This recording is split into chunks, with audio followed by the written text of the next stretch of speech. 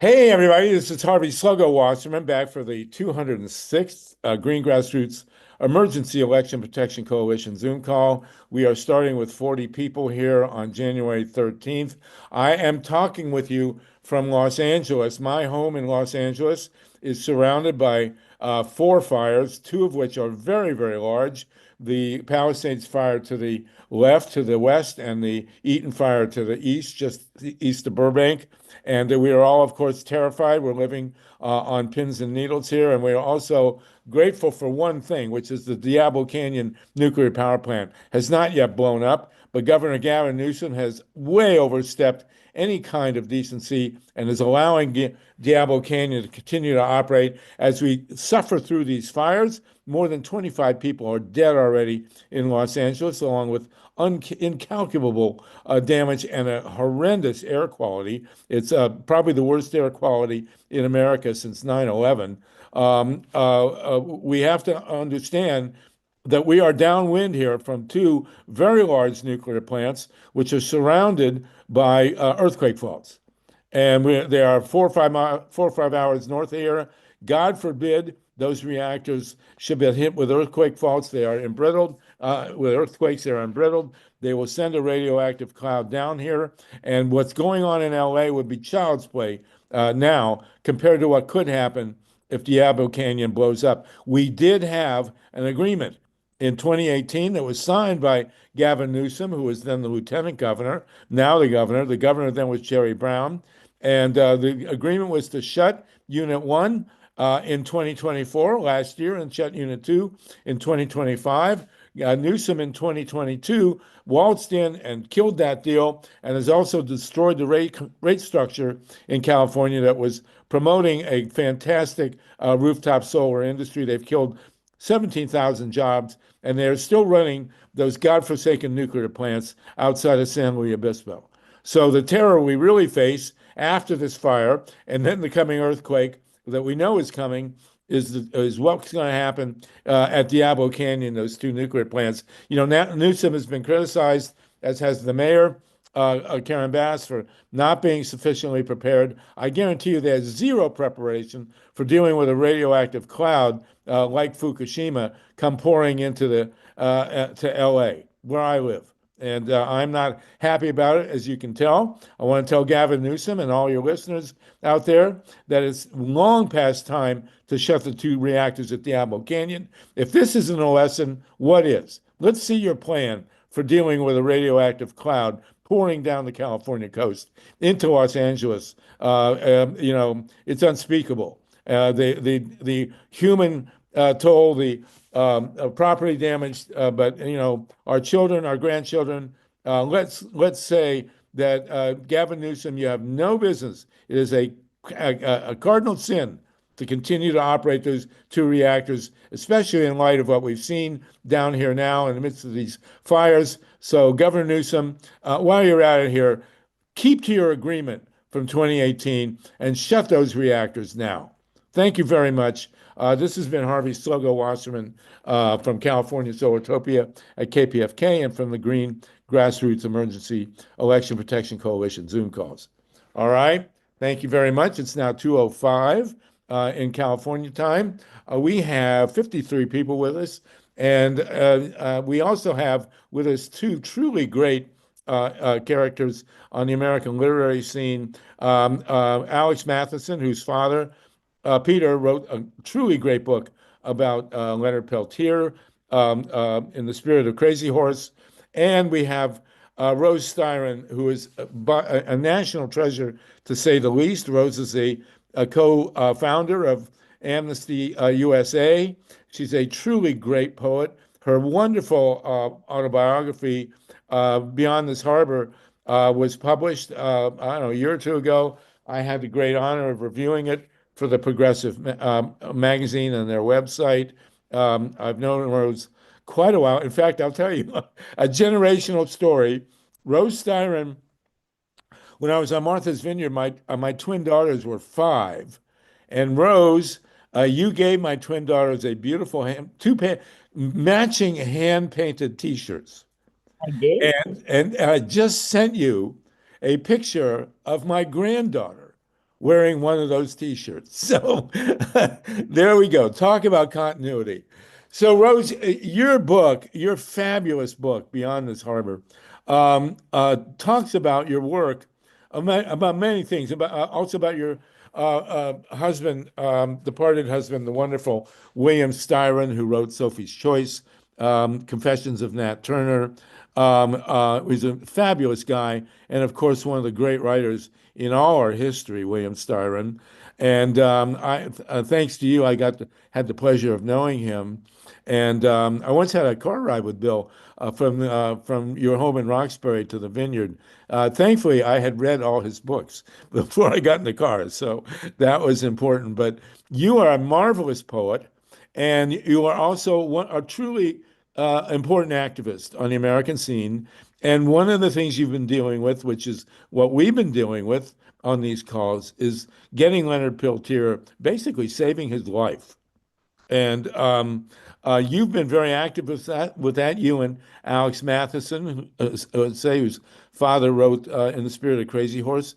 What can you tell us now, or what would you like to tell us about the Leonard Peltier case and what people on this call, we have about 65 people with us, what can we do?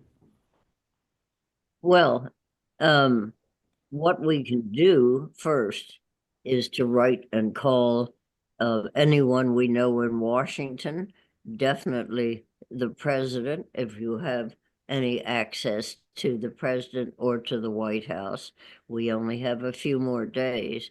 And what we're hoping to do is to get Leonard Peltier, who just had his 80th birthday, released from maximum prison in Florida, where he is being dreadfully locked down and mistreated. And now at 80 has many, many um, health issues. We tried to get him even to a medical facility, and that has been refused. He is in prison for the last 50 years because 50 years ago, on his Native American reservation, two FBI guys with guns came in to the reservation, and a young native shot them both dead. And they could never find out who the young man was. He luckily escaped. And so they pinned it on Leonard, who was 30 at the time and really honored by his tribe. He wasn't there when it happened, but they found him and accused him first of murdering the two, and secondly, when that didn't quite work, of aiding and abetting two other young natives. And the young natives were cleared, but they had to have someone, so they gave Leonard two consecutive life sentences.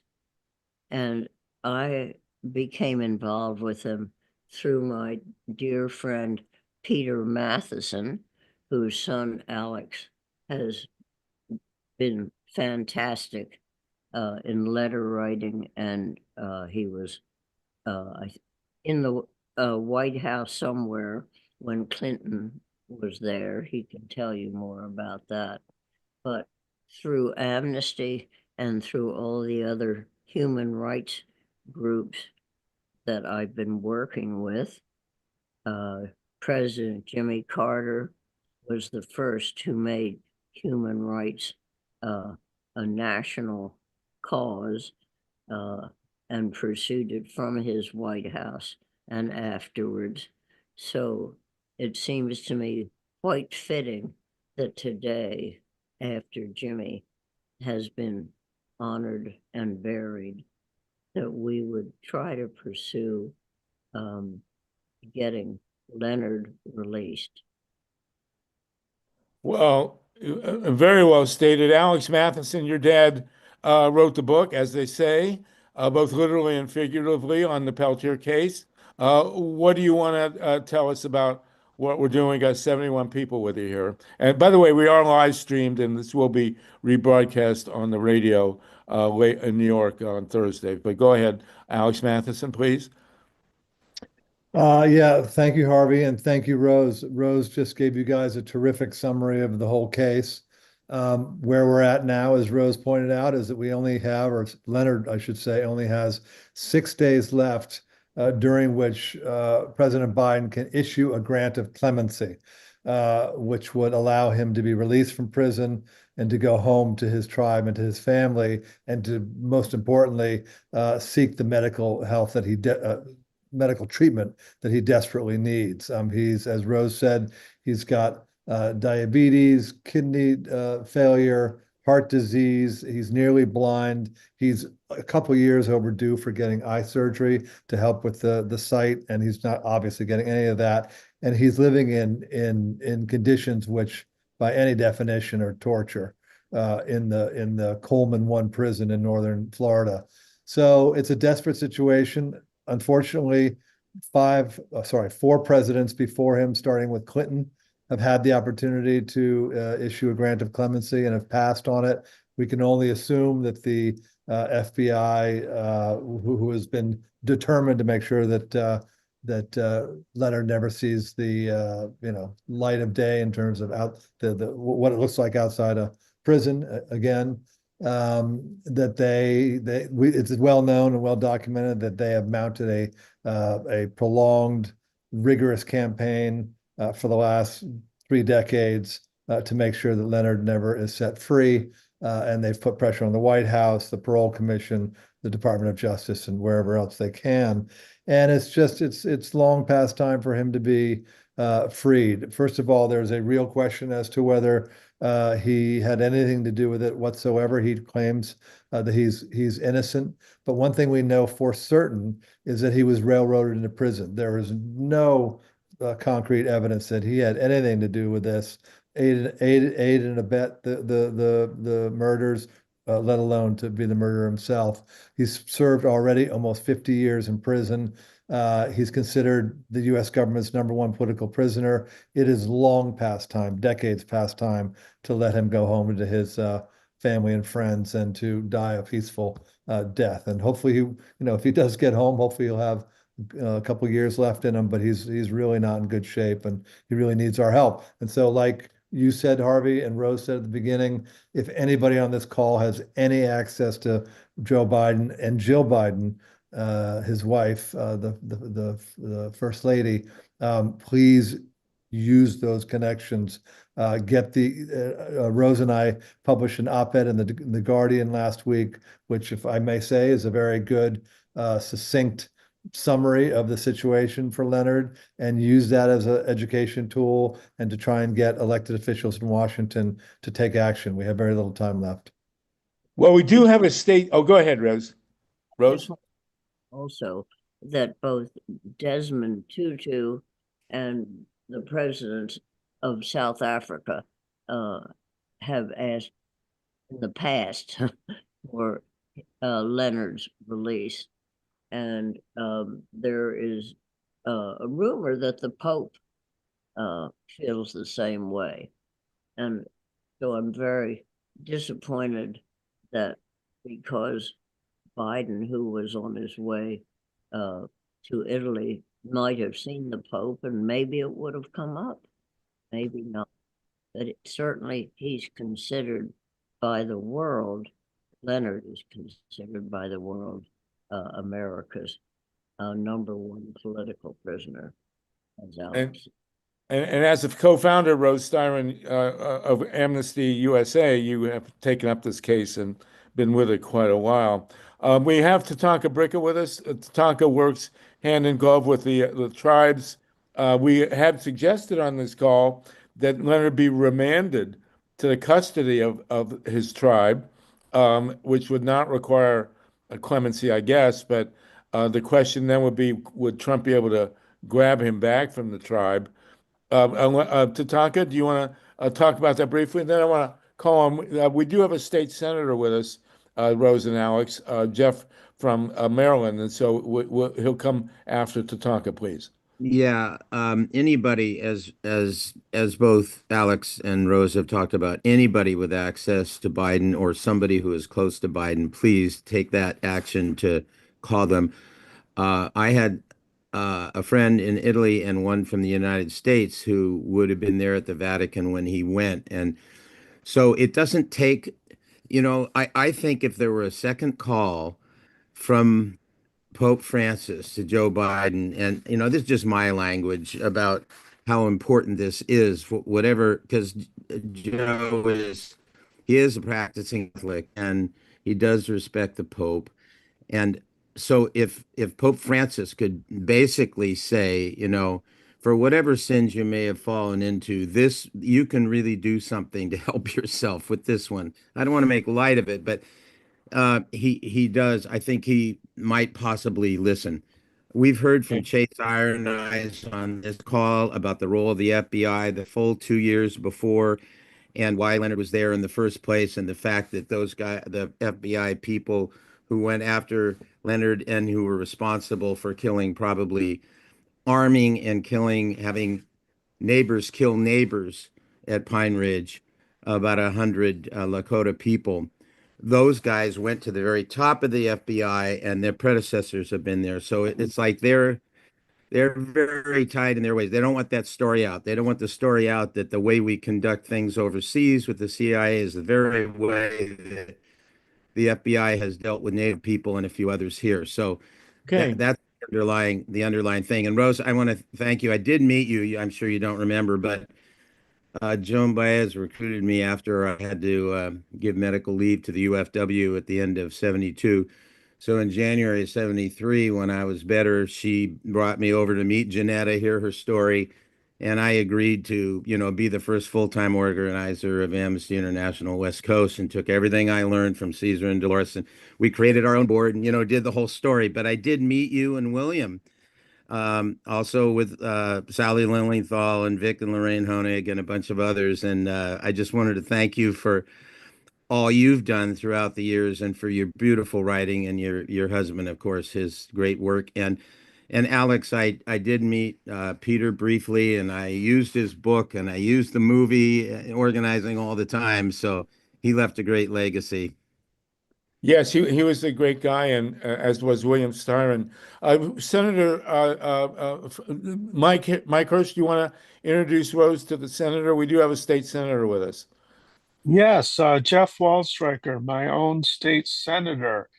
Thank you so much for joining us, Jeff. The Maryland um, legislative session is just beginning, so this is a very busy time, and we really deeply appreciate you joining us. Thank you so much for all you do for us in Annapolis and your leadership. Please say hi to everybody. Jeff Waldstreicher. Well, good evening, everyone. I want to thank Mike Hirsch, a champion of progressive causes here in Maryland and throughout the country, for the invitation to join you tonight. As you know, the Maryland legislative session is beginning, and my sense is part of the reason I'm here tonight is because all the states where you live, your legislative sessions are beginning as well. And in a post-November 5th world, I think it is incumbent upon each of us as progressives to think about how we're able to navigate the next 4 years, which is going to be a challenge, and be responsive to the challenging political environment that we find ourselves in. Maryland, in addition to navigating the challenges of the Trump administration, of course, the second Trump administration, will also have to navigate a budget crisis while keeping our progressive values in mind. This is a budget crisis not created by the incoming president, but instead by some of the choices we've made here in Annapolis, choices that I support, but the bills for those choices are now coming due. Okay. And how do we respond to that in a progressive way? So wanted to come and kind of talk to you guys tonight about the progressive values that we share and the progressive policies that we'll be implementing here in Annapolis. Well, Jeff, while we have Alex and Rose with us, maybe you could get the legislature, the governor, the new senator to fly down to Florida and spring Leonard from that federal prison. What do you think? Well, listen, I appreciate your having me on today. I actually know nothing about this case. It'd be inappropriate for me to comment on it. But to the Well, extent that two people lost their lives in this, certainly my thoughts and prayers are with the families of those who were murdered in this incident. And I apologize. I just don't know enough about the case to well, comment. listen, now you've been introduced. You've got 6 days. You can drive into the White House and bring the legislature with you. But we do need your help and the Maryland legislators' help to get Leonard out because, he whatever the case, he's never had a fair trial, and he was not given a death sentence. And clearly, medical clemency would be more than appropriate in this case. Rose and Alex, maybe you want to comment on that. But, he's not going to survive if he doesn't get out soon. Even just remanding him to his tribe would make all the difference in the world. Rose, Alex, do you want to comment on that? Well, I think we already covered that, which is, as we've said, he's got many, many health problems. As you say, Harvey, he's not going to survive much longer in prison. And, he's very likely not guilty. But one thing we know is that he was put in prison wrongly based on false evidence, coerced witnesses, a false change of jurisdiction. He shouldn't be there, and he's already served for 50 years.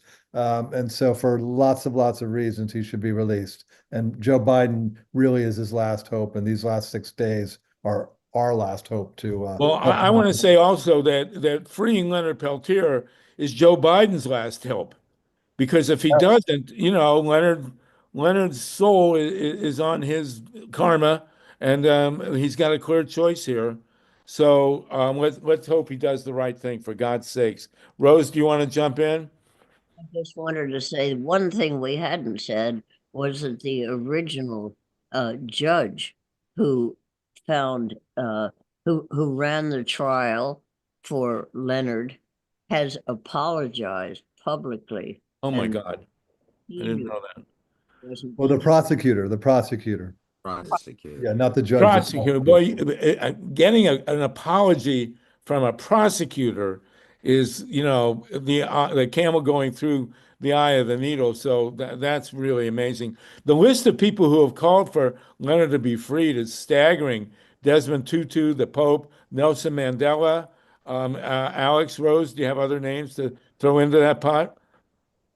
Well, lots of folks, Bono, a number of, lots of Hollywood types, a number of politicians have called for his release. But again, I just for the senator's sake, I reposted the Guardian piece that Rose and I wrote and published last week, and that does give folks a very succinct summary of all the main facts and who's come out in support and so on. So, Senator, if you can take, I read the piece. That's actually why I called you guys. Senator, if you'll read that piece, that would be very helpful. Spread it to your colleagues. The Maryland legislature would be a big plus. And, the clock is ticking. We're down to 6 days. Yeah. Even just a resolution from the Maryland legislature would be quite powerful. Okay, let's work on that.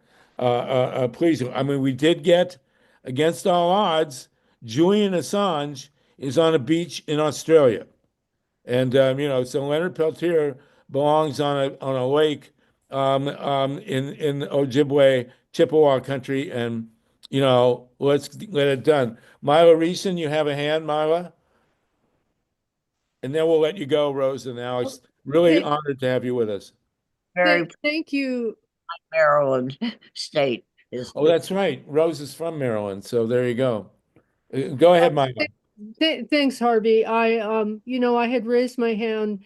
I understand the senator's position, and I just urge you, Senator, to become informed and do a little bit of reading and look into it because this is so very important.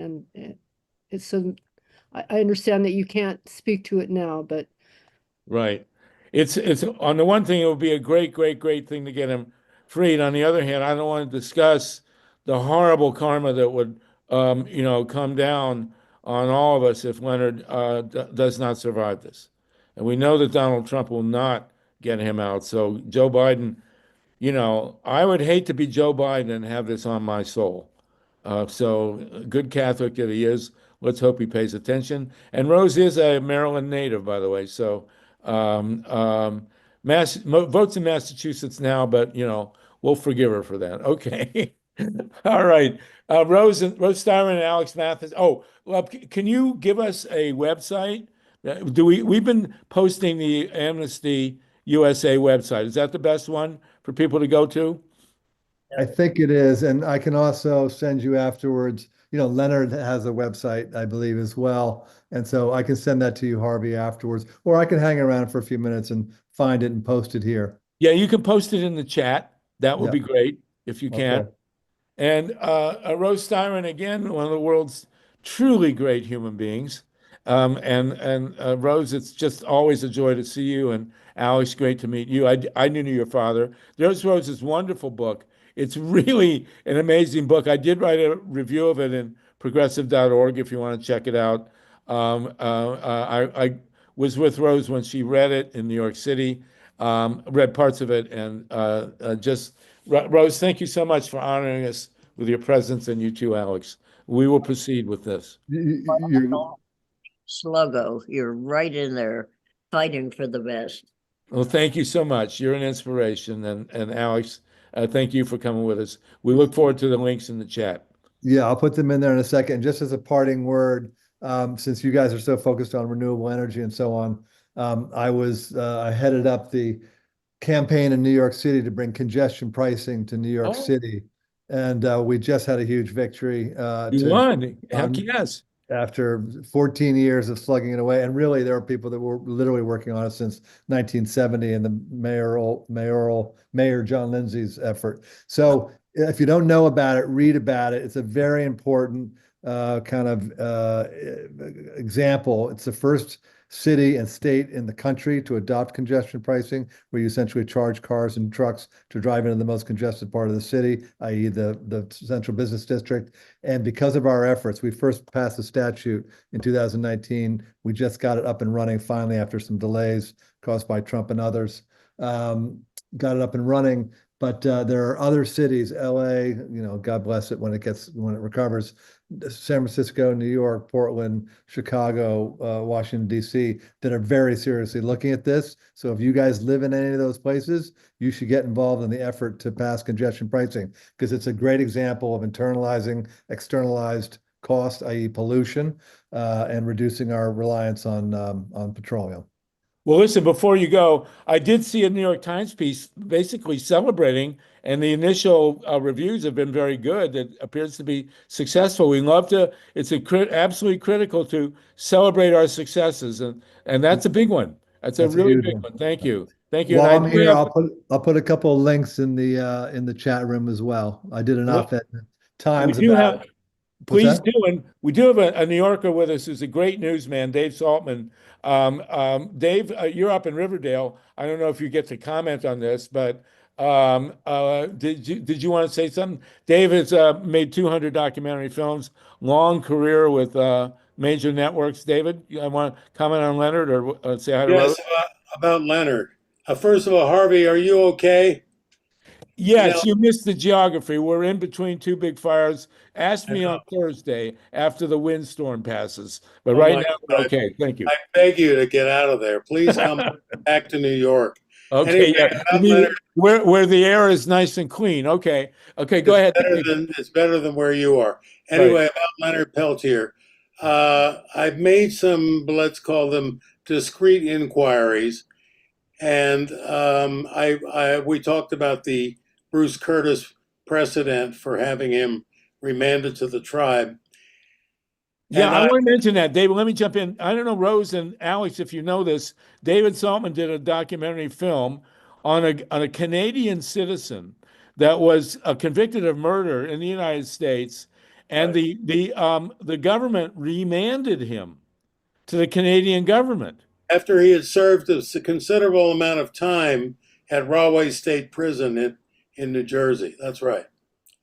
Bruce Curtis is his name. It's a big case in Canada. They've made films about it. I covered it for ABC television. There's a couple books about it. It's a very well-known case. In Canada, it was a huge cause celeb. There were demonstrations on his behalf, and it all worked. What's his Now the name, difference, David? I will tell you the difference between, Curtis. sorry, What was his name, David? Bruce Curtis, Curtis. Yeah, and we suggested on this call to Chase Ironize that the tribe try and get him remanded to the Right. tribe. That's the point. Here's the difference. My discrete inquiries disclose, and I don't know how to use this, but I'm going to deliver you a piece of intel that I think has not come out yet in the Leonard Peltier case. The resistance to the pardon or any kind of clemency or whatever is from the FBI. Yeah. You don't Yeah. have to be a genius to figure that out. But Yeah. that's where the as the Arabs like to say, that's where the dead camel is buried. Right. Yeah. No, Well, yeah, since we're the F- aware. We're Since aware the of that. FBI is about to merge with the KGB, maybe the situation will change. We don't know. But I don't know.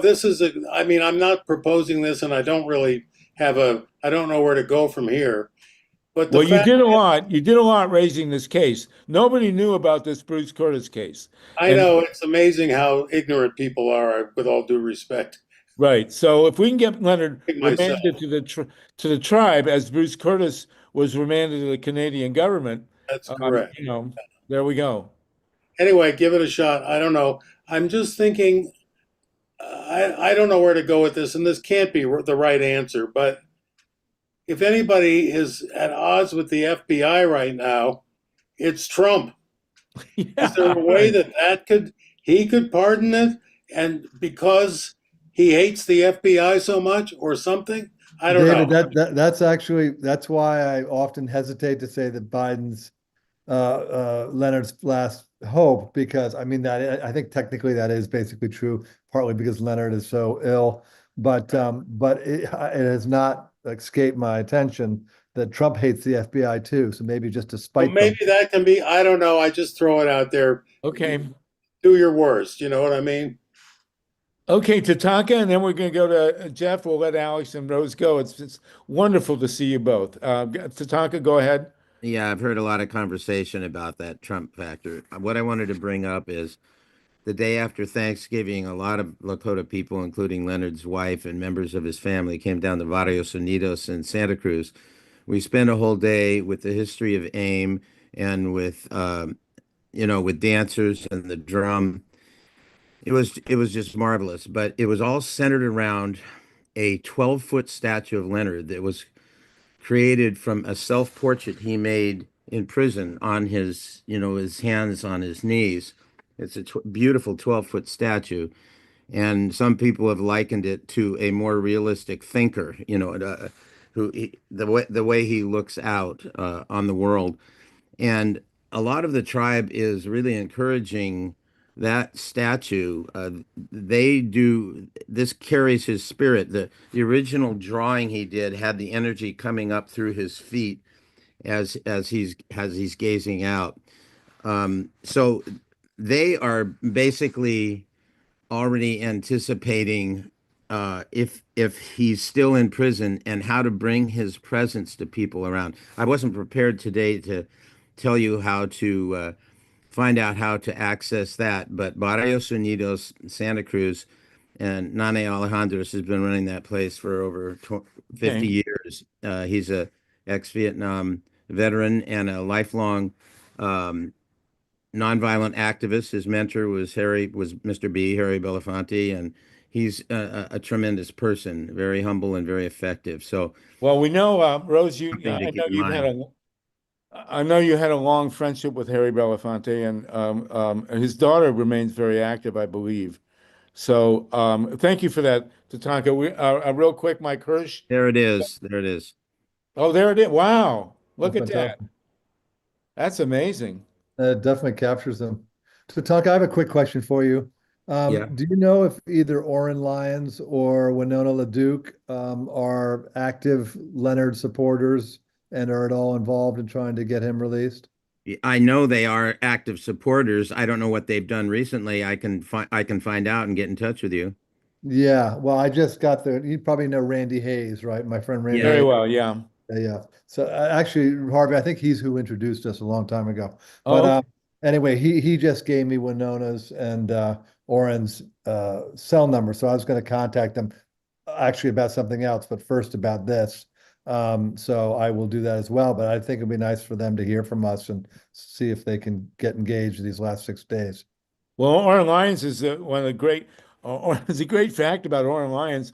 Oren Lions played lacrosse at Syracuse with Jim Brown. And Right. they're both in the Lacrosse Hall of Fame. And Oren Lyons is an amazing presence. I used to show both his and Winona's videos to my classes when I was teaching U.S. history. If anybody can get them out, it would be get Leonard out. It would be Oren and Winona. So let's hope.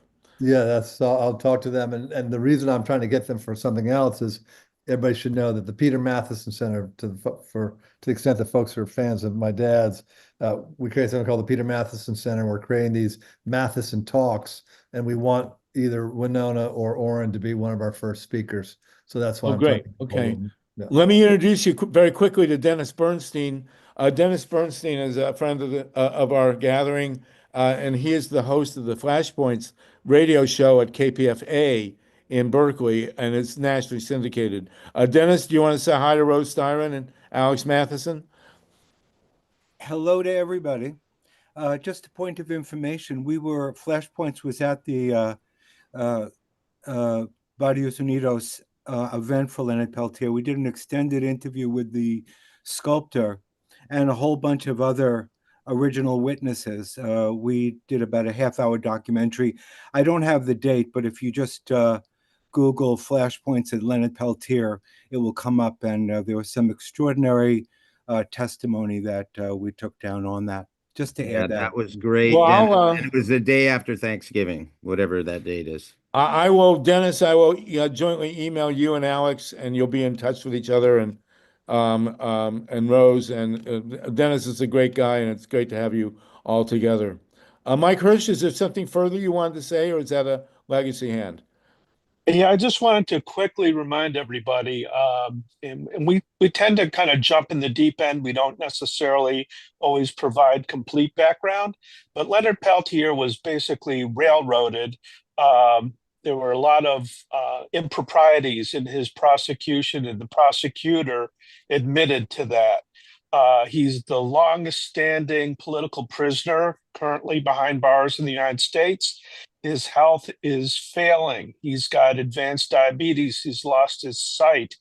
And I also wanted to emphasize that a few dozen Democrats in the House of Representatives have circulated a letter drafted by Congressman Raul Grijalva of Arizona, urging the president in these waning days of the Biden administration to let Leonard go. So it's really Mike, pretty much an open and shut case at this point. can you Mercy, circulate that letter? sure. Yeah, Mercy, do you need a copy, Alex and Rose? You haven't seen Yeah, that I'd letter like to yet? see it. I haven't seen that. I mean, I All know right, yes, I will and jointly email you guys, and Mike, you can send them the letter. Please, absolutely, yes, absolutely. Rose, you were going to say? no, I just Okay. said. All right, Well, you it's guys. So listen, Rose, go jump in the Vineyard Haven Harbor there for me, and it's a little cold there, Sluggo. well, you can chip away the ice, and it's wonderful to see. Thank you, Alex. Thank you, Rose. You're true Can I heroes. just say one more thing, Harvey? Go ahead, before we Tatanka, go? please. I know from Chase going into the holiday, and I mentioned this to people around the solstice, it's very common for them to go into deep ceremony, particularly now, because Christy Nome, was the one that pointed the finger and called he and his at that time very young daughter and his wife as terrorists, in the Standing Rock case. And Christy has now been elevated by Trump, hasn't been approved. Has she been approved yet? No. No. Anyway, so they're preparing for the worst there. And we don't have to talk about it now, but the ICE raids have already started in California in Bakersfield. And I can talk about that later. Camila Chavez of the Dolores Huerta Foundation, we were on the phone on Saturday. and they're moving up through. They had a protest that started just with a few people from the Dolores Huerta Foundation on Saturday. It grew to over 1,000 people.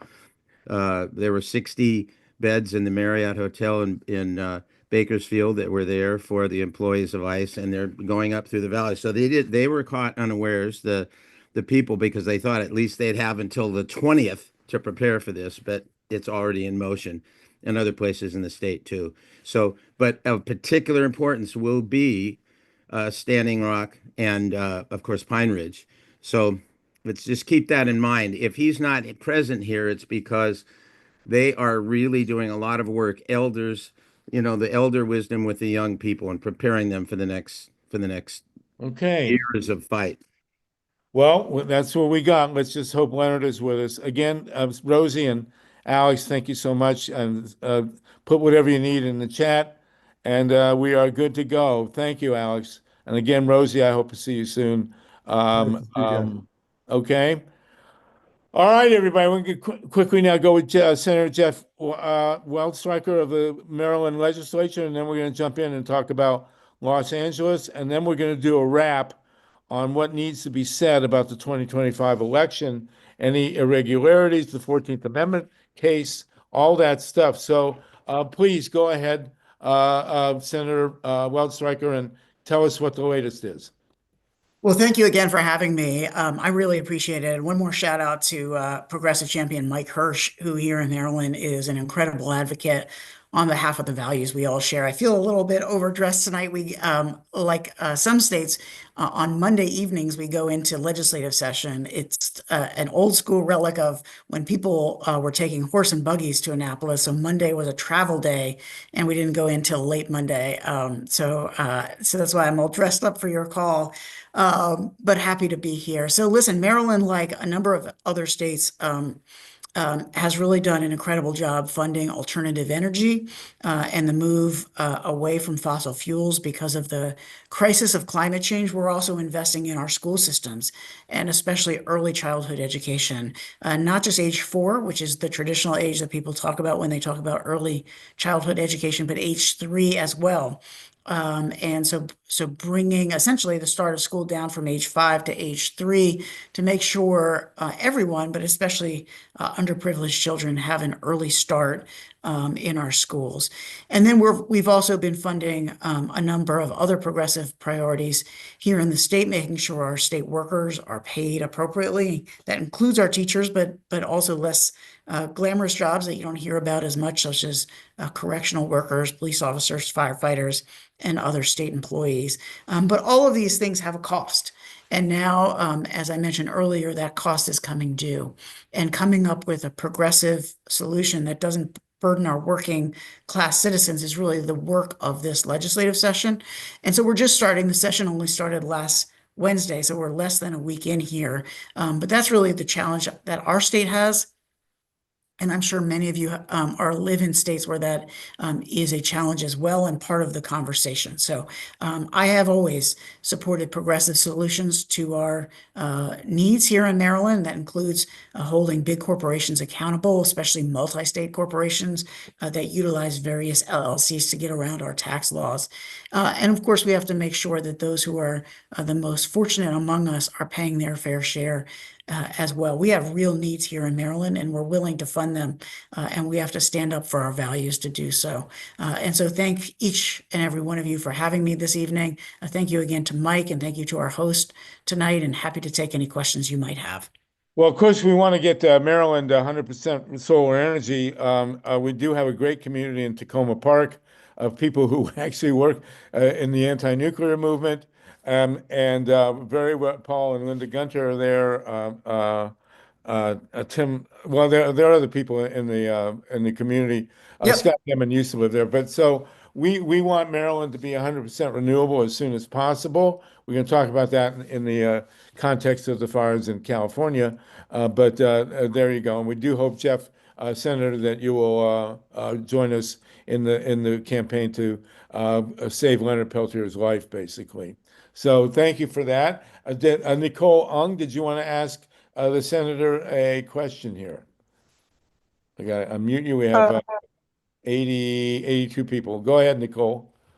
Sorry, I turned on my computer. I have to Okay, mute that's stuff. all right. One other, Yeah, I just wanted to add, I put in the chat, the email for the DOG, the lawyer at the DOG that we can all send the request to. And Oh, yeah. also my contact at the State Department.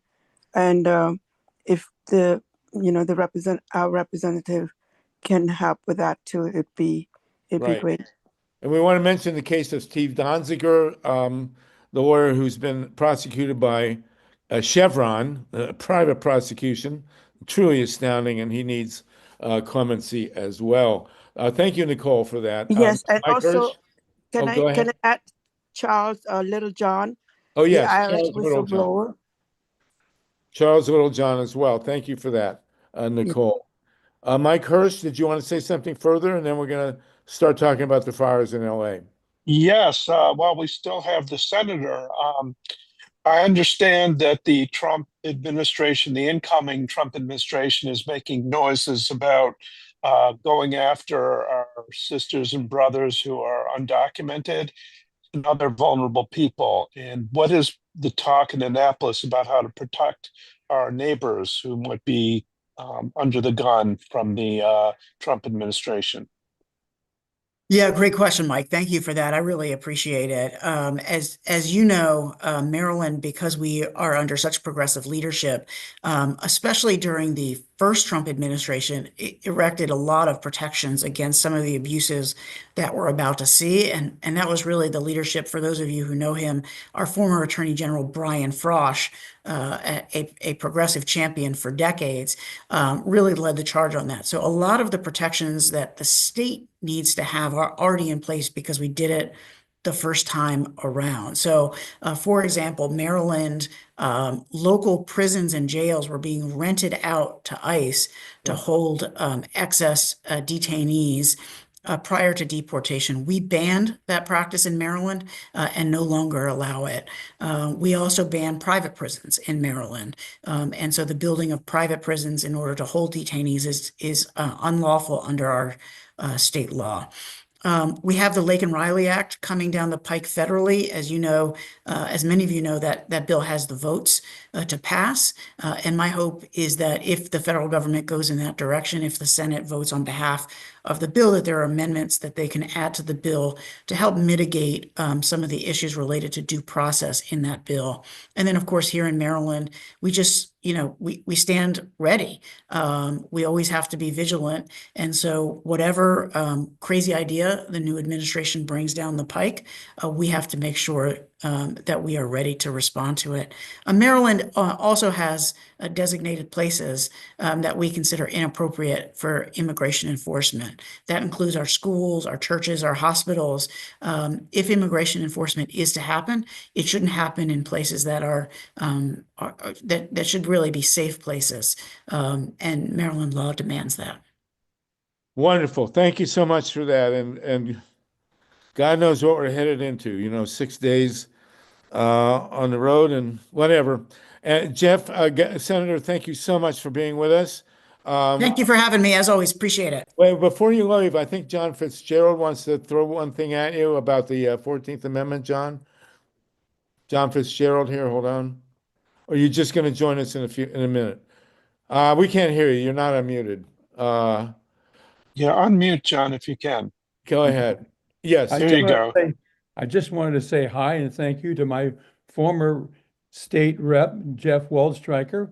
I lived in the town of Chevy Chase for many, many years and was a supporter of Jeff's while we were there, and I appreciate his continued good service. Thank you, Jeff. Thank you. Thank All you. right. Very good. So we're going to jump into, we're going to talk about LA now, and then we're going to go and talk about all the residual issues that we want to wrap up in one way or another, including the 14th Amendment having to do with the 2024 election.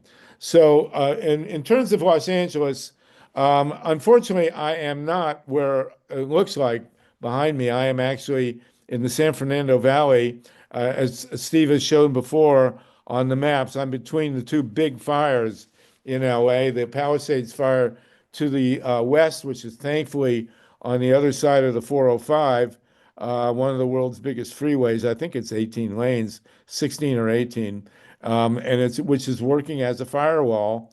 Here you can see it, and you can see that red down in the middle to the left, toward the bottom. That's the Palisades fire, and then you see the 405 where it has come up to, and that's where the Getty is, the Getty Museum, whose grounds burned. But believe me, with several $1 billion worth of art and artifacts in there, they have protected. I read today there was a triple concrete wall around the Getty, but they seem to have lost their gardens. But that freeway has been keeping the fire from going deeper into Los Angeles. And then at the right, you see the Eaton fire, which is just north of Pasadena. And Vinny DeStefano, who's been on our calls, has been on the street, looked down the street and seen this fire. And it's just east of Burbank. And so the big question now is the winds are about to pop up. It doesn't look like they're blowing very hard now. We have not had rain here, since the beginning of time. And that's a big part of the problem. The other questions now, there are a lot of questions arising. And one of them is, how did these fires start? Now, today in the LA Times, there's a big piece that there was allegedly a fireworks display in the Pacific Palisades area, maybe in Malibu, that was on New Year's Eve, and then my birthday, by the way, and then was not fully put out. And that's not cool. And they're starting to say maybe that was it. There has been remarkably little discussion of the power lines. Now, power lines in 2018, and there's been a whole price list published of what it would cost to bury the power lines here. It'd be very expensive, but obviously the solution is to have rooftop solar on every building and to have microgrids so that you don't have big power lines. You have small power lines being in neighborhoods. I'm in a cul-de-sac, be a perfect spot for a microgrid, and you won't get these spark fires. In 2018, the fire that burned the town of Paradise was 100% definitely started by faulty power lines from PG&E up there. Here we have the DWP and Edison. And the theory basically is, and there will be forensic studies over the next year, that the very strong winds knocked over the power lines here and there and sparked the fires. That would be entirely credible and totally predictable that would happen. We don't often get 80 to 100 mile an hour winds here, especially not on the tail end of a 4-month drought. So, that's the standard explanation. Very few people are talking about the power lines. They don't want to, drag in the DWP, which is Muni-owned, and Edison, which is a giant, Southern California Edison, a giant utility. I will say, if it turns out that these fires, or even one of them, it was started by a power line from the DWP, the Department of Water and Power, it will bankrupt the city, because the DWP is owned by the city of Los Angeles, and if they're liable, the damage suits are probably just going to wipe out the utility. I mean, we have this in Northern California. PG&E was found guilty of more than 80 counts of involuntary manslaughter, 100% justified. They pleaded guilty. They also they incinerated 8 people in San Bruno in 2010, which they also pleaded guilty to. Again, federal manslaughter charges. But God forbid that if the DWP is found guilty here, the financial situation will be enormous. Now, the question that we're raising, Milo Reeson and I and others, is what do you do about Diablo Canyon? We got these 2 atomic reactors, 4 or 5 hours north at San Luis Obispo on the ocean, surrounded by earthquake faults, seriously embrittled, they're more than 40 years old. If they blow up, which they could, The industry likes to say that the reactors can't blow up, but four of them did at Fukushima, not to mention the one at Chernobyl. Different breed at Chernobyl, that's a Russian reactor, but the four reactors that blew up Fukushima were American reactors, and could very easily happen at Diablo Canyon. They should have been shut down. There was a beautiful plan drawn up. Unit 1 was supposed to shut last year, Unit 2 this year, and Newsom intervened and kept them open at an enormous cost, over $11 billion to keep these reactors open in overmarket charges. And nobody's talking about this except Milo and me and a few others on Pacifica. The governor and the mayor are being basically crucified for not being prepared, as if you could prepare for this kind of accident. But I guarantee you there's no credible plans whatsoever to deal with a radioactive cloud pouring down the coast into LA County. I mean, there's 10 million people here, and nobody's talking about it, and we need to talk about that. I will say and I'm going to go to Nancy Naparco. There is buzz on the internet that these fires were deliberately started to pave the way for the Olympics, and that there were electronic and other means used to set these fires. It's inevitable stuff like that's going to come out, and who knows how credible it is. But that's the situation now. Until Friday, when the winds go away, I won't know if we're going to have a house. But right now, somehow, miraculously, we do, and a lot of people don't. And there are 25 people dead, and it could happen again in a heartbeat. So that's what we know. Nancy Naparco, you're in Santa Monica. You've been okay, knock on wood, thank God so far. But go ahead. What did you want to say, please? I'm 0.9 miles from the evacuation area. So the last 6 days, I've been living next to my phone and all the alerts 24/7. But knock on wood, I've been very lucky. I still have my home. And I've been following the neighborhood blogs, and I agree with 90% of what you say, Harvey. No one's mentioned the nuclear plants. I'm concerned about that. But like you, I'm really upset at this emphasis of blaming the mayor for having been out of town when this started and blaming the governor. To me, the number one thing is global warming. And people don't want the responsibility for what we've done to burn fossil fuels. And the way I look at it is other parts of the country have paid their debt because of global warming. And this is Californians' turn. And it's tragic. People have died. One of my good friends lost everything. And she's going to move in here.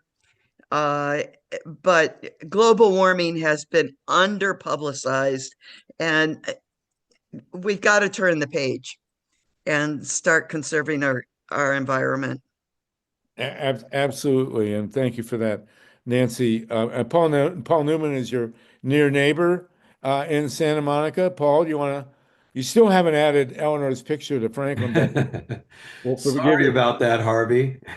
She and I used to go out together. So, but anyway, Paul, you have solar panels on your house, so Yeah, I you're do. doing your part, and your house is much safer for that. A big cause of house fires is that ashes or cinders come down from the sky and land on roof, and all it takes is a small cinder to set a roof on fire. So, but they're not going to set your solar panels on fire.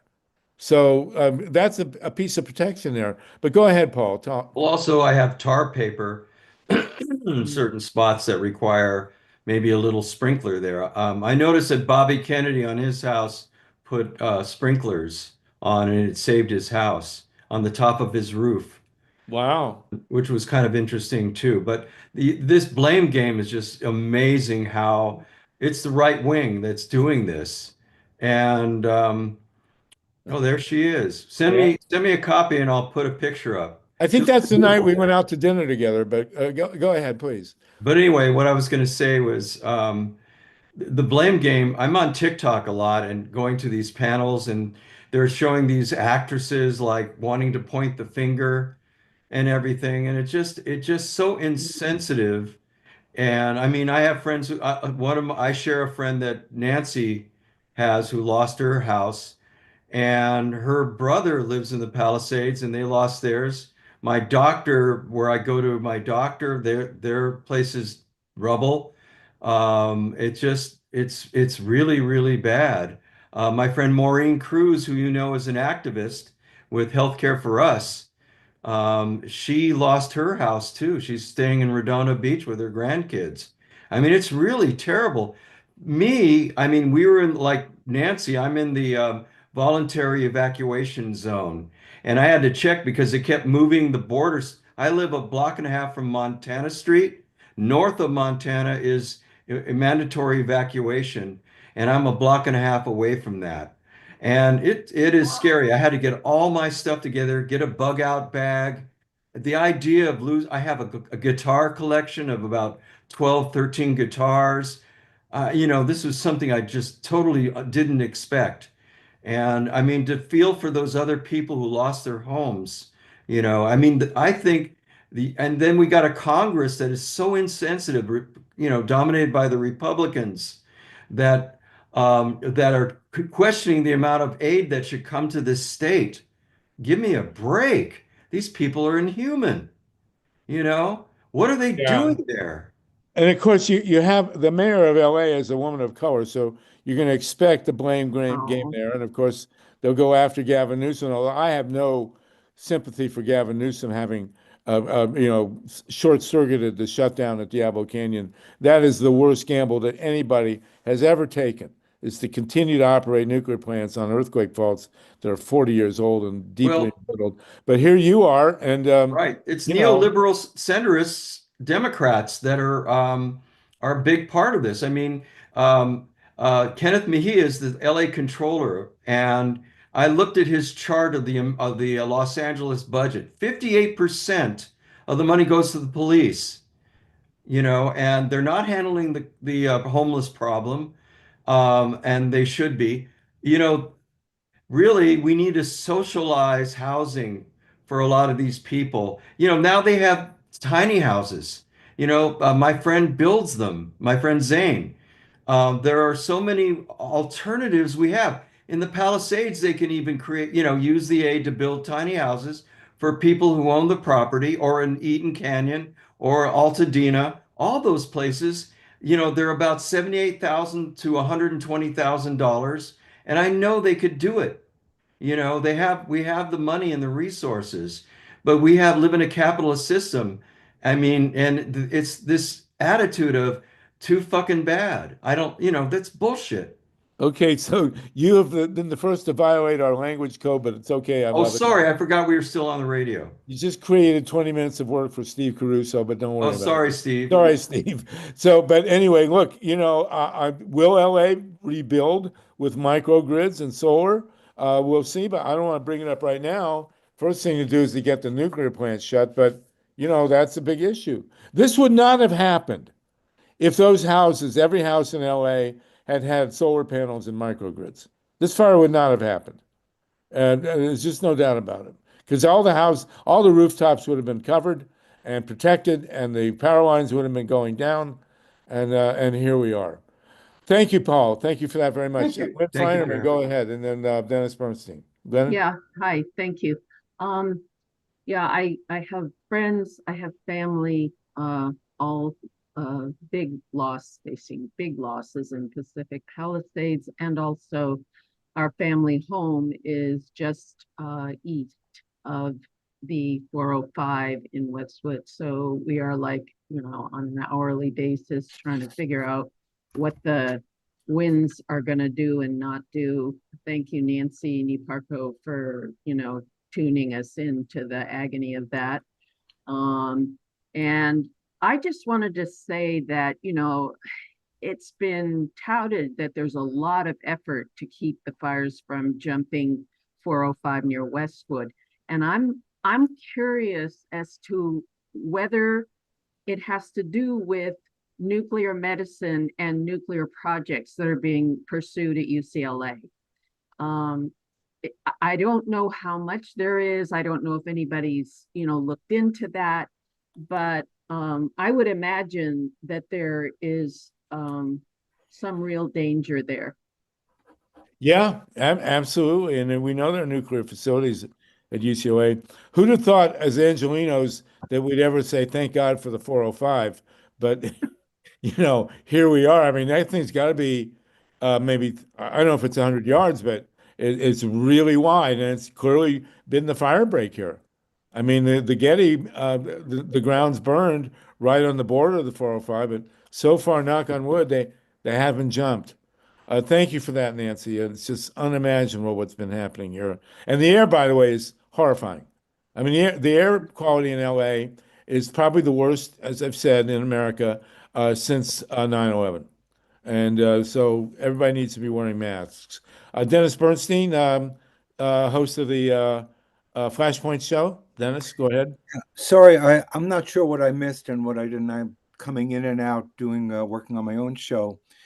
But tonight we're going to have on Richard Montoya, founder of Culture Clash. She's down there with the hose at the moment, trying to protect stuff. But he's got a lot to say about brown people. Does anybody know whether farm workers are continuing to pick through all these fires? I don't. I understand that because they took the hardest hit in terms of COVID, and they are in grave trouble. And they're, you might say, they're between a hot rock and a difficult place. Does anybody have any information about what's happening with them, how they're being treated? I don't, but I have heard on the radio and TV that a very substantial percentage of the people fighting the fires are prisoners who are being paid, $5 a day. And there's even a theory out there that one of the reasons they keep the prisons so full out here is so they'll have bodies to go out and fight the fires. And so I'm sure that certainly the numerical is true, and why and of course the media, we all thank the firefighters. God forbid, God willing, thank you. But nobody ever mentions their prisoners. We have 80 people with us, by the way, and how about the food that we're all eating by people who are again forced to risk their life? By the way, there's a huge firefighting group that's now just arrived, I believe, from Mexico that will also be joining in on the battle. Well, where is the military in this? I mean, why are we paying trillions of dollars a year for all this equipment and all this personnel, able-bodied men and women who are perfectly fit to be firefighters? We do know the National Guard's been called out, but we got Camp Pendleton right down here. Why haven't the military been funneled in to fight this? And Dennis, I hope you'll find time at some point on Flashpoints to talk about the nuclear connection to preparedness. Clearly, Southern California totally unprepared for the radioactive cloud coming down from Diablo. And I think now is the time, as we look out at what's happening in LA, that people will understand it and put it in perspective. So I hope you can find us a slot to talk about this. I would really appreciate it. I will definitely fit it in between, continuing coverage of Gaza, where the fires are being created by U.S. weaponry, and when the people run for them, they're being shot. So, but we're on the, Harv, I've been on the Southern California. You've been on many times talking about this struggle, and obviously in the context of international global warfare, nukes are a problem here, there, and everywhere. You got it. Okay, bro. Well, call me when you're ready. I'm anxious to come on. Wait for my call. It's coming. Okay, thank you. Nancy Naparco, back to you. Sorry, three short things. I just drove back through the Sepulveda Pass from work, and every one of the exits is closed off. I see no fire on either side of the freeway. And I would say to Lynn that I don't think anyone's worried about nuclear power at UCLA as much as all the multi $10 to $20 million homes on both sides of the freeway. I really think that's a bigger motivation. Number two, there is a settlement for 100 years of primarily Black neighborhoods in the west side of Altadena.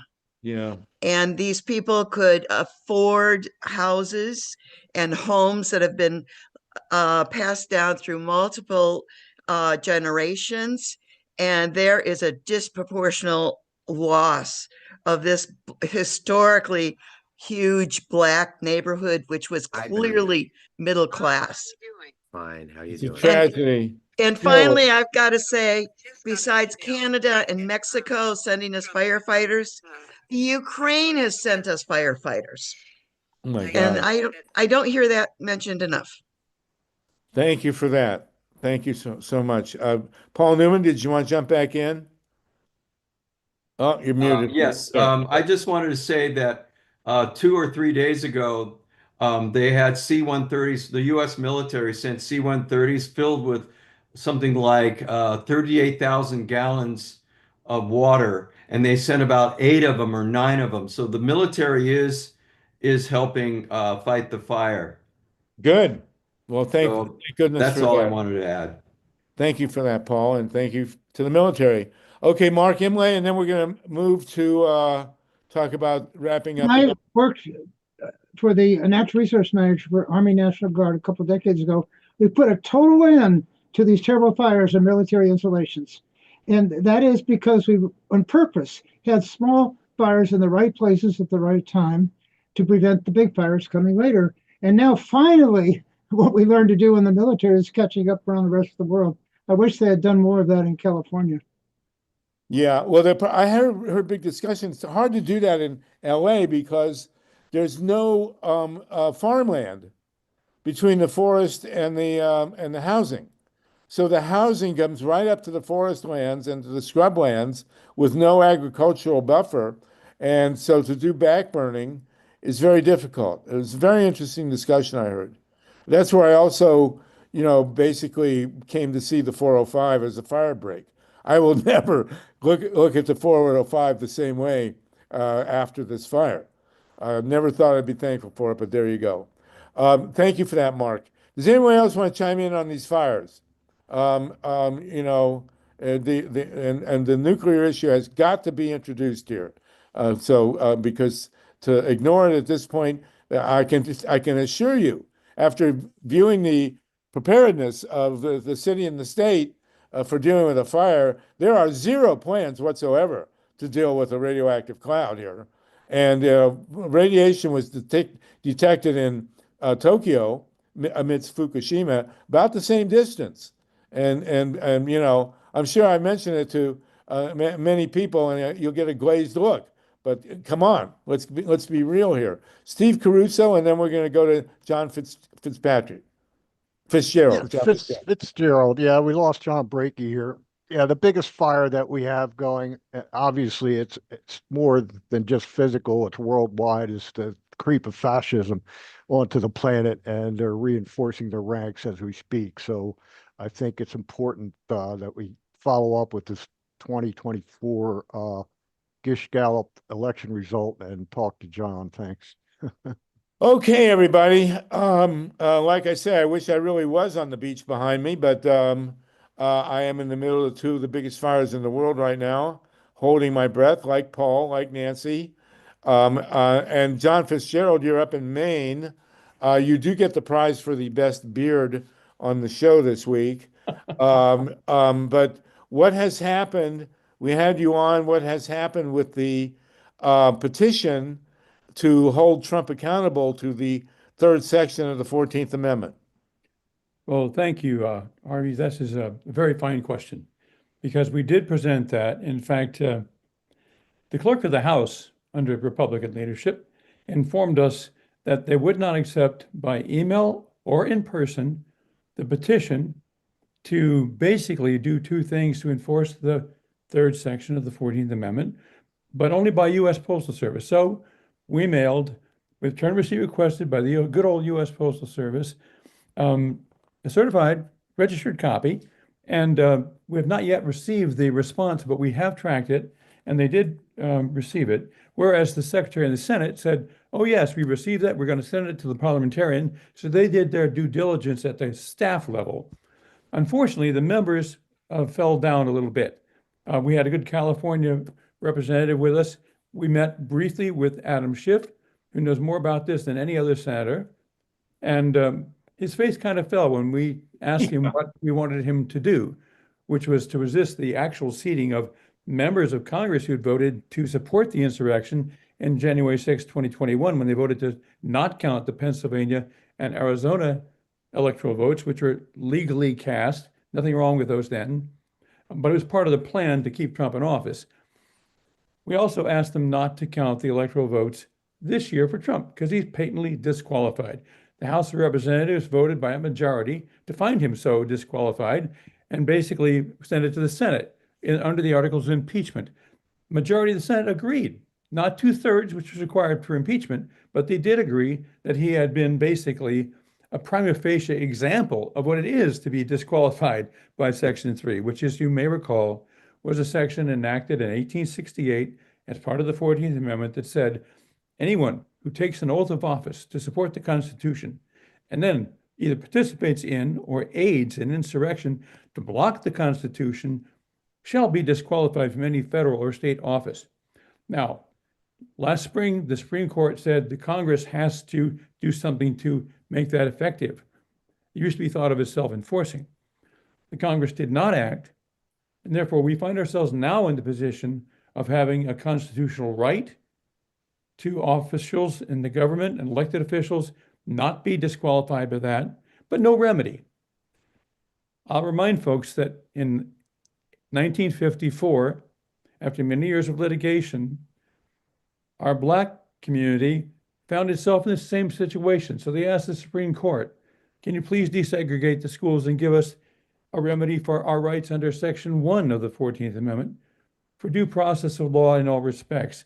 And the Supreme Court in 1954 in Brown versus Board said, yes, you've got a point there. We're going to have a special hearing next year on how to do that. And they proceeded to start the desegregation in this country, which took another 10 years for legislation to be enacted in the Civil Rights Act of 60, 64, and the Voting Rights Act of 65.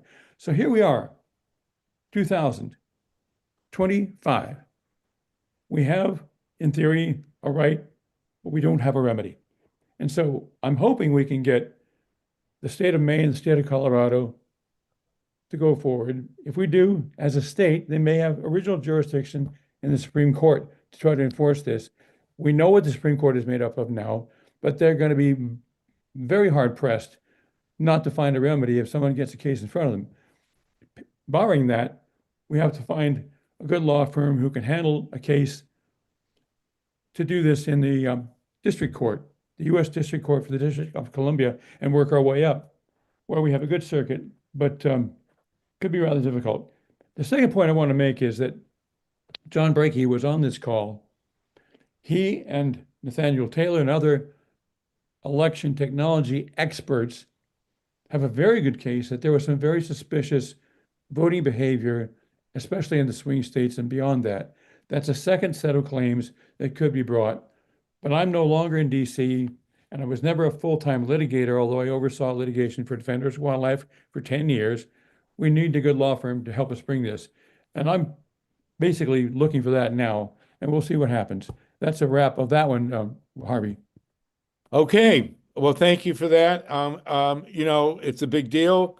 Once again, the Democratic Party has completely dropped the ball.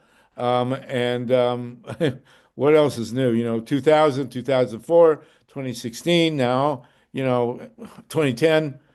David Saltman, Dave, did you want to jump in here, please? Yes. Mr. Fitzgerald, I salute you and I congratulate you for making these efforts. I have to say I was absolutely mortified that not a single word of this appeared on the front page of the New York Times. And I wonder, did anybody make a phone call? Why isn't the Denver Post running this? They have some skin in the game because their own state Supreme Court, that's a big and a good paper. Why isn't this on CNN? I mean, this is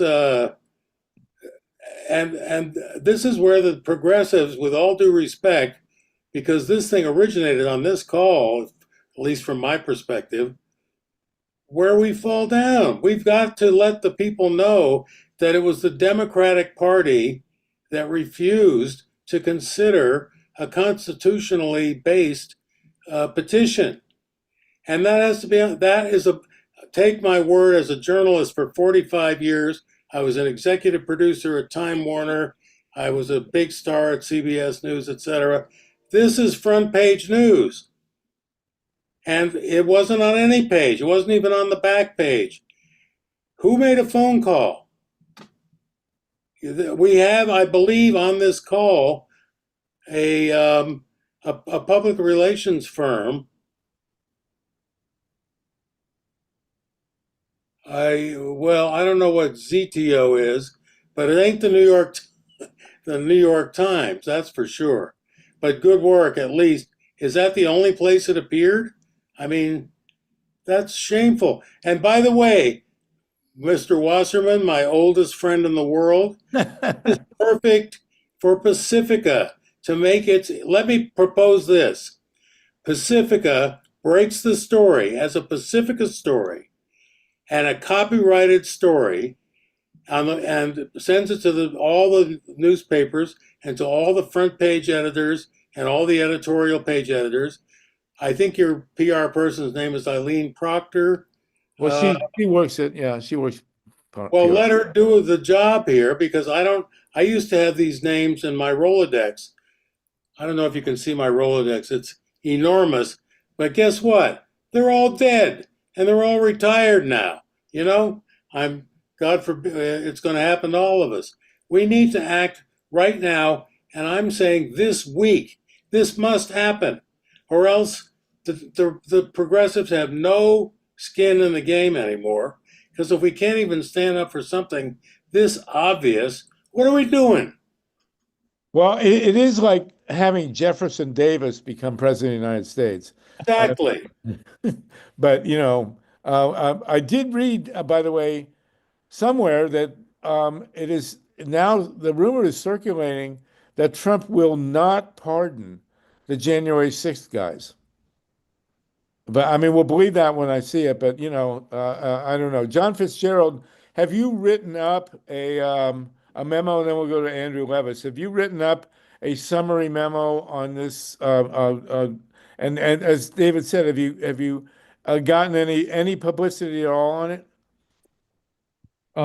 Like David has said, I've been shocked at the lack of attention to this.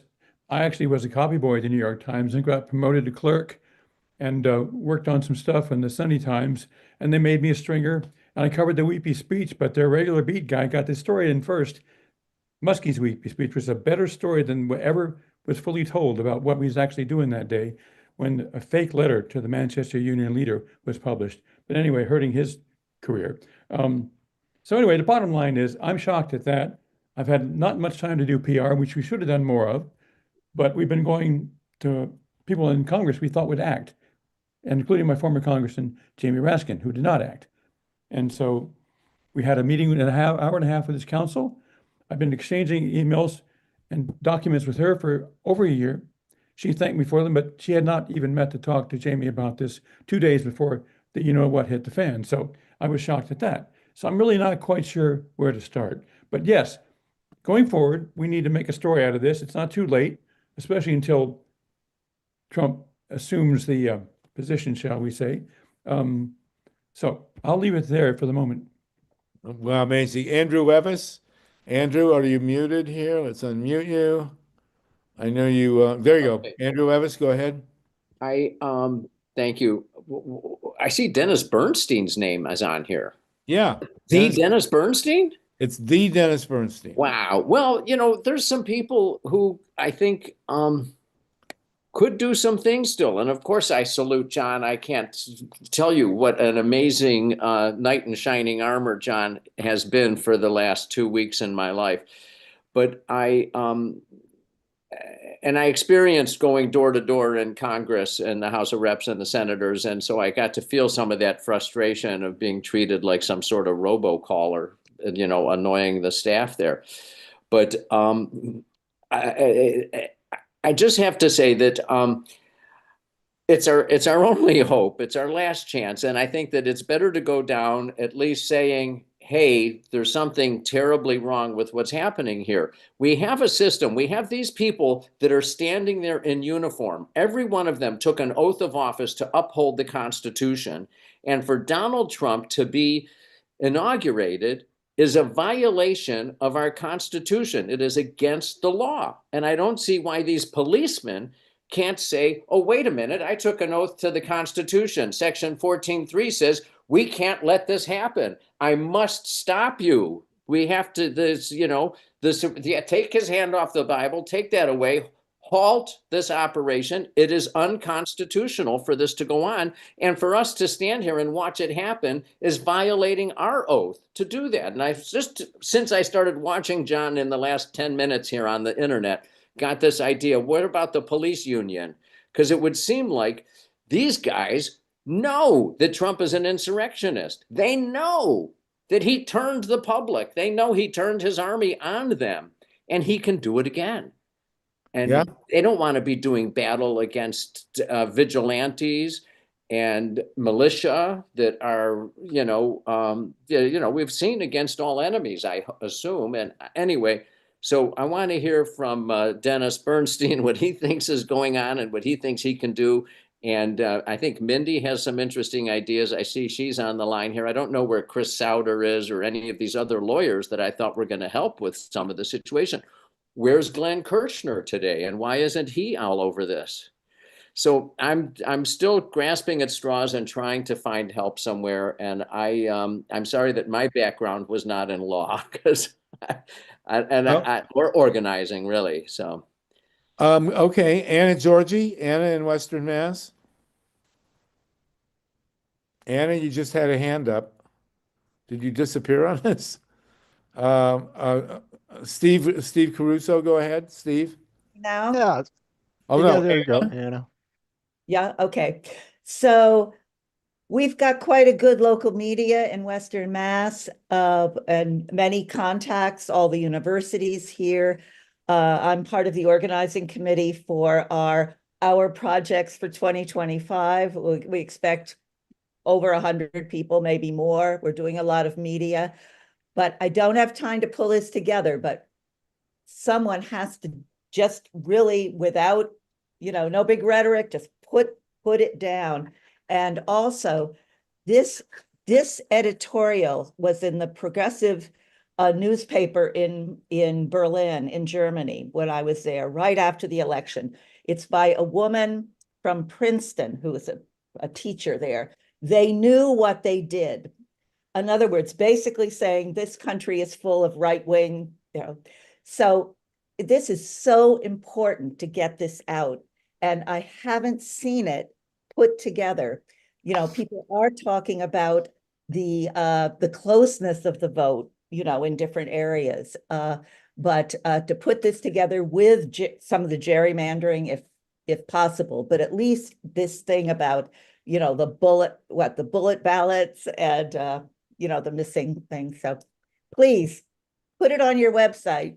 Well, we have a number of issues. Thank you, Anna. We have the 14th Amendment, the question that Greg Palast has raised about mass disenfranchisement, which would have changed the outcome, and Steve Scudamore's stuff about the computer manipulations. That needs, I think, all be collated or compiled and put into a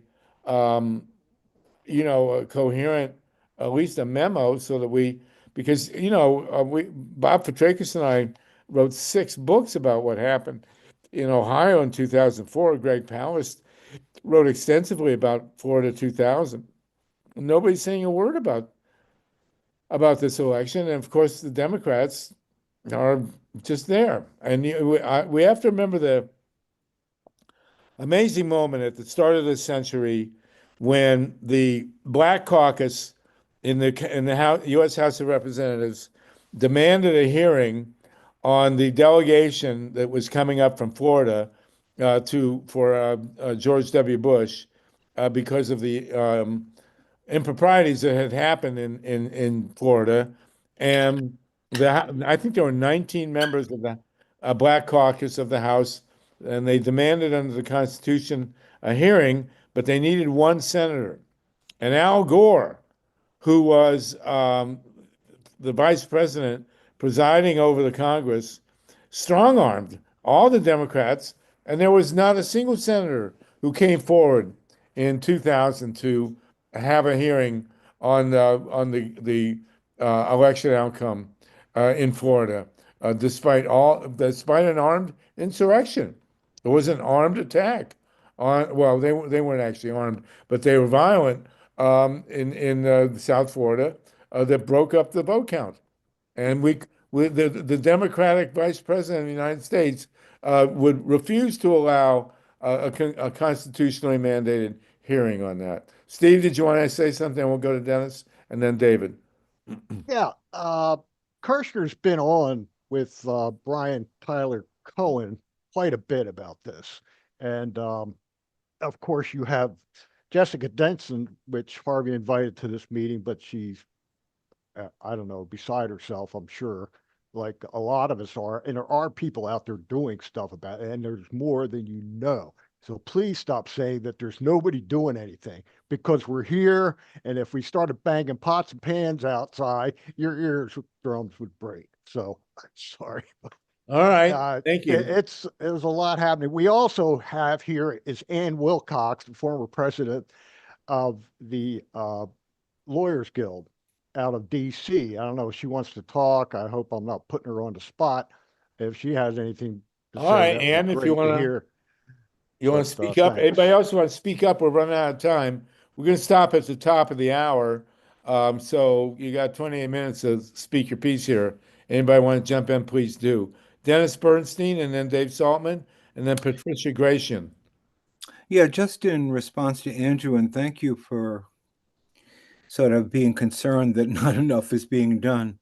One of the things that we've been doing at Flashpoints, and we'll do it again today, is dealing with whole communities who are now living in terror based on the threats coming down from Trump. 2 million people being deported. It doesn't matter if it's true or false. People are living in terror now. So we're doing everything that we can in terms of angles at this point to help people organize to protect themselves against what could be coming in their direction. So that's generally what we've been up to. And if you have any suggestions on that front, please get in touch with us. But there are tens of thousands, millions of terrified people who are fearing being thrown out of the country, whole families. It's a tough time. Yes, indeed. Thank you for that, Dennis. Dave Solomon and then Patricia Gratian. Let's see, Mr. Fitzgerald, a suggestion about the Washington law firm you might be looking for. Try Swanken and Turner. Swanken and Turner. Yes. All right, gotcha. Also, our friends at the Lawyers Guild might be helpful too. Brianna Georgie, I don't know if she's still here, but and Harvey, you're going to laugh when I say this. I believe Clarence Fanto is still writing for the Berkshire Eagle. Oh, God. That's a big paper. I know you're go back 50 years, Clarence. There really is a Clarence Fanto, and he's a very good journalist.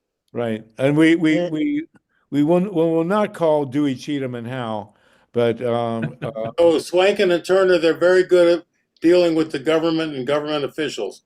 Really good at it. Wilcox has her hand up. One last thing, and Harvey, I just can't stress enough what a fabulous opportunity, in my opinion, this is for Pacifica. You mentioned Al Gore. What happened? Air America disappeared, and there's a big hole waiting to be filled. And Pacifica, with this story, is in a perfect position to fill it, in my view. You're right. Absolutely. I rest my case. Patricia, and then Ann, and then Claire. Go ahead, Patricia, please. Yeah, I think it's very urgent that we continue to push both the Duty to Warn from Spoonermore and the Vigilantes Inc. movie from Greg Palast. because this is going to bite us in all upcoming elections, especially the stolen software that that the MAGA people had 3 years to study, and that to our knowledge has not been addressed by the voting companies, by the electronics companies. And we obviously, if the counting companies are derelict on that, we are going to have all of our elections stolen from us. We have to keep this as an urgent matter, whether or not, you know, the 14-3 thing. Unfortunately, we are near the end of being able to use that, but the election problem is continuing. We you know, all of the gerrymandering that Greg Palast points out, plus all of the voters who were purged off of voting counts. Everybody continues to claim, oh, the people didn't care enough, and that's why we lost. And instead of saying they got purged off the votes, off the polls. Absolutely. Absolutely. Thank you. Also, I think we need to look into getting the constitutional agencies involved, because these people have a lot of lawyers, and I think they have a very good name, and that is Crew and Brennan Center and Public Citizen, Common Cause, perhaps. There are many organizations that care very much about our Constitution and about legal matters, and they would have the legal clout to help us. So if we could get them involved, it's really important. Duty to Warn and Greg Palast Vigilantes Inc., please push these out to every community you know. Thank you. Thank you, Patricia. Ann Wilcox, and then Claire Rosenfeld. Ann? Thank you. Thank you for the opportunity to speak. I am active with the NLG in DC. I wanted to make two quick points. One is I think it was a political calculation that the Democrats criticized the Republicans so much 4 years ago for what they did to try to block the vote, that they sort of vowed that they weren't going to do that this year, you know, for a political reason. They didn't want to show the same level of disruption. But then also the Congress had reformed the law in the years since the last, you know, the insurrection. There's a law passed that clarified what the vote counting procedure is and said that it's really more ceremonial. And they also increased the numbers of senators and congressmen that had to, congresspeople that had to sign on to an objection. So in other words, they made it harder. You couldn't just have one senator and one member of Congress, you know, to object to the vote total. So that's an important change that Congress made. Thank you.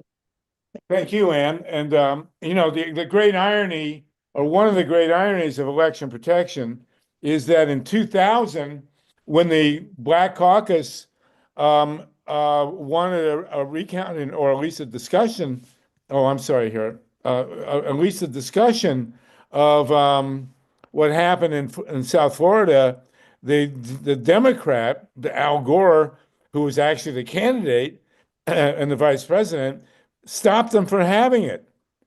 Stop the constitutional process. But in 2004, when it was challenged from Ohio, and you had one congresswoman, Stephanie Tubbs Jones, and one senator who stepped forward, Dick Cheney was the vice president, and he let the inquiry go ahead. So, you know, Dick Cheney was way to the Democratic side, small d, of Al Gore. There you go. Claire Rosenfeld, please. Hi, it's Rosenfield, by the way. I heard a program that was based on NYIC, New York Immigration Coalition, and it gave some very important advice that if ICE comes to your door, you do not open it. They have to have a judge sign a warrant. They have to have all kinds of legal things, and you can say, I'll speak to my lawyer, but you don't open the door, because if you do, they will also confiscate your cell phone, so you should keep that safe. I mean, it's just scary as can be. And everywhere you go, carry whatever ID you have, if you have a driver's license. I have somebody that works for me, and she spent the day after the election crying all day long. And she's been here 30 years. Yeah. And paid a lawyer to get herself, and her children are born here. And even the children born here to undocumented parents are threatened now by the Trump idea. So Unreal. John Fitzgerald and Dennis Bernstein. Thank you. I'd like to respond to a couple of things. Of course, the suggestion has been made that we try to involve Free Speech for People, Crew, Common Cause. I've reached out to them for weeks on this issue, and they have not responded. We give them $100. That didn't count. So somebody else can try to reach out to those folks. They've got great work, but they need to come on to this stage now. And I was DC chapter director of Common Cause in the 70s. But, I've talked to those folks and they haven't done anything on this. So we have a lot more people who need to weigh in here because one person hasn't been able to do it so far. In regard to the Electoral Vote Count Act amendments of 2022, that act is unconstitutional as applied because it is blocking our ability to enforce and enjoy the Constitution. And it's not unheard of for the courts to rule statutes being unconstitutional, as we've had since Arbery versus Mattheissen. And that's what they need to do here, because it's an insurmountable barrier to get majority of both houses to vote for a challenge to electoral votes, which the new statute requires, in addition to 1/5 of each house signing the motion to even bring it to the floor. So that's a silly law, and I'm afraid it was enacted without careful thought. I'll stop there. Thank you. Dennis and then Sandy Bozenius. I'm very quick. In follow-up to what to do when the police arrive, don't ever sign anything, period. Do not sign any document, no matter what threat or whatever, because you will disappear almost immediately if you put your name down on the thing that they want you to sign. So do not sign. Seek out legal counsel whenever you can. And I'm going to be working on this nonstop in terms of access to this kind of counsel. We're going to be doing a lot of it about that in terms of programming, and we will make that available. Well, Mike Hirsch and I talked earlier, and Dennis, you should be a part of this. John, there should be a national network of legal resources so that people can instantly have somewhere to go. There should be a unity of the ACLU, the Lawyers Guild, the Brennan Center, all the people who are involved with immigration. There should be a central location so that if the knock is on your door, you can call. There should be a fleet of lawyers ready to go here. There are a group of people, Camilo Perez Bustillo, in conjunction with the National Lawyers Guild. Many organizations are actually organizing now, and there's going to be a lot more talk about that. But that's good. Those are good thoughts, Harv. Thank you, Dennis. Sandy Bozenius and the belly of the beast here. Yeah. Oh, let me turn this. Sorry. You're good. I have both of my phone on too. So anyway, my suggestion is maybe impossible, but it seems to me sometimes I'll turn into right-wing radio and it's really horrendous to listen to. It's very hateful. It's not fun. Sorry.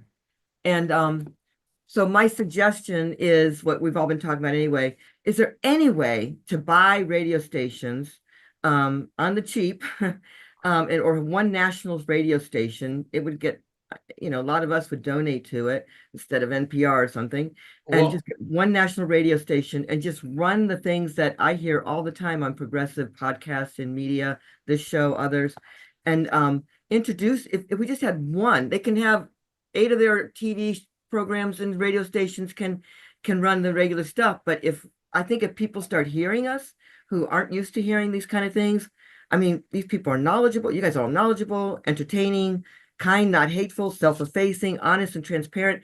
And the key would be saying, this is non-corporate funded media.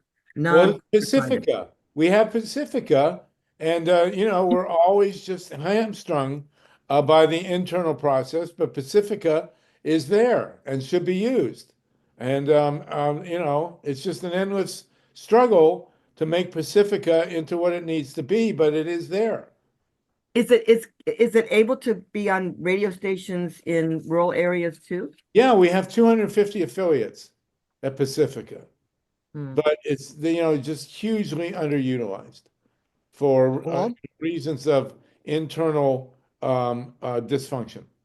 Just have to face that reality. My Well, only reason thanks is for I'm hearing me out. Judith Schoenbaum, go ahead, and Dennis thankfully is on Pacifica, and he makes a go of it, but here we are. I couldn't find my hand raised, so I just raised my. Go ahead, you're good. Go ahead, and we're almost done. There's Free Speech TV, which you can get on computer, and it has all of the radio stations. It has all incredible programming, and well, Stephanie Miller, who's in LA, and Randy. I'm forgetting everybody's names. Randy Rhodes. Yeah, but it's a great source of information and different perspectives, all kinds of different. Here and there are bright spots in Pacifica, Oh but yeah. but the dysfunction that we struggle with every day has made it very, very difficult to bring it to its full potential. So, but it's a good point, and well, you're in Columbus, Sandy, and you have GRN there. I think there are actually two Pacifica stations in Columbus, and we have Lynn Feinerman here, has a radio show. Go ahead, Lynn. Oh, hi. Yeah, just as a response to Sandy, since we're about out of time, I have a friend who's a very famous storyteller, and she was she was a host for the National Storytelling Festival in Jonesboro, Tennessee. And she and her husband went out for a bite one day, and they walked into a place that looked like a bar. It was sort of a restaurant, had a gigantic TV. And on the TV was Fox News. And, she and her husband couldn't stand too much of it. So she asked him to go and ask if they could change the channel. And he went up to the bartender and he said, "Excuse me, could we put on CNN?" And the bartender said, "What's CNN?" Okay, that's CNN. Okay.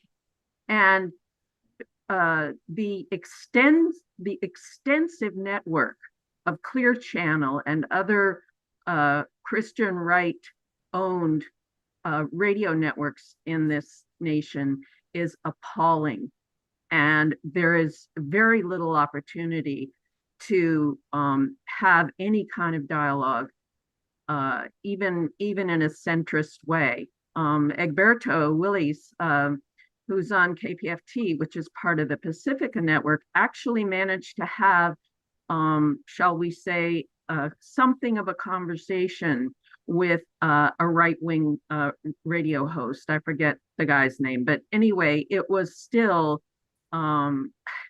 really, really difficult and not really very in-depth. So that's just my response to Sandy Bolzanius, and I really understand, what you're talking about, Sandy. Thank you for that, Dennis. Go ahead. I can guarantee you that Pacifica and KPFA in the Bay Area here have had an impact and get people's attention. I remind you that in 1999, a board who took over locally hired a private police force with background CIA, FBI to shut down the radio station. I had to get arrested on the air and dragged off to speak up against the network that could have disappeared back in 1999. So I know a lot about the power of the radio network. I do wish that programmers, instead of trying to eat each other for a time, would work together, and there really would be a community. But right now, Pacifica Radio, in the context of what's been going on, the cutbacks, we're doing our best and we're making a difference. Absolutely. And Dennis is right at the forefront of that. Thank you, Dennis. Steve Caruso, if you want to get your word in edgewise here, we're going to dissolve in 10 minutes. So please jump in if there's something you want to say. This show is aired on Pacifica in Columbus. Tom Hartman is always talking about the right-wing radio and how they manage to take over the airwaves and push the right-wing agenda and stuff. 3 hours a day, that show is on our station, our local low-power FM station in Columbus, Ohio, which is a major metropolitan area.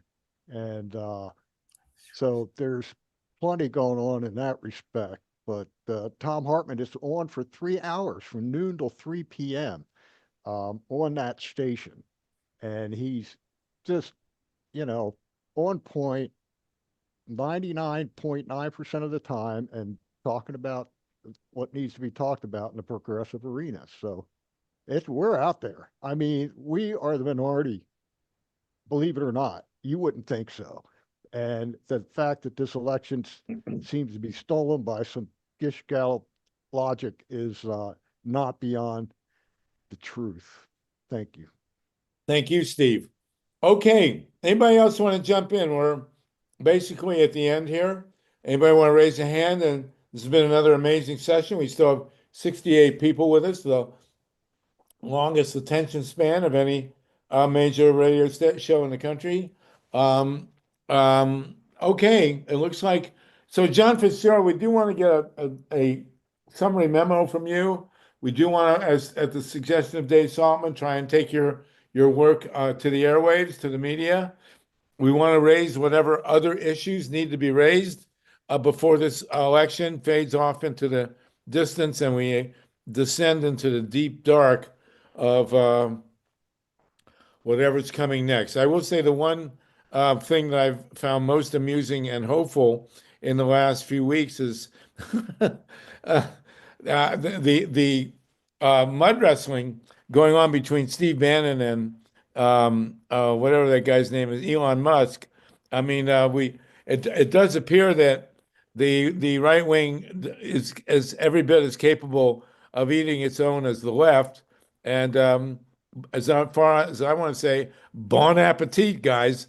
Mary Elizabeth Jackson, did you want to speak up? Anybody else? We're going to go away. Go ahead, Mary. Mindy Gallegos wanted to talk. I don't know. She doesn't know Oh, how to Mindy, raise her if you hand want to say something, I don't know if you can.